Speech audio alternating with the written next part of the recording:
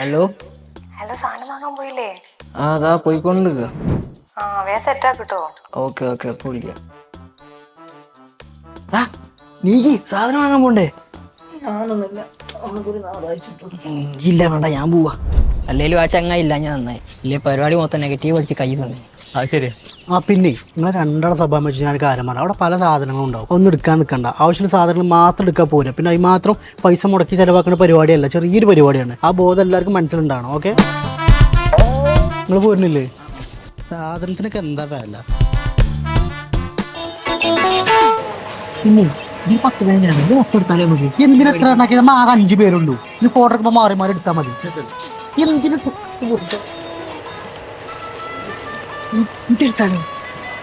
ഇതൊക്കെ എവിടെ തൂക്കാനാ? അതിൻ്റെ ഭയങ്കര ചെലവാണ്. ഇതും കൂടെ കൂടി ചെലവ് കൂട്ടിക്കും.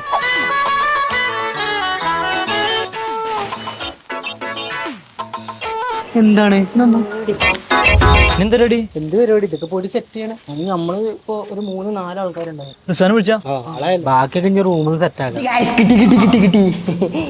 എല്ലാ സാധനം ഇതിലില്ലേ? എല്ലാ സാധനം ഉണ്ട്. നോക്കി നോക്കി. Dress ready, party ready, cap ready, എന്തോ ഒരു സാധനം.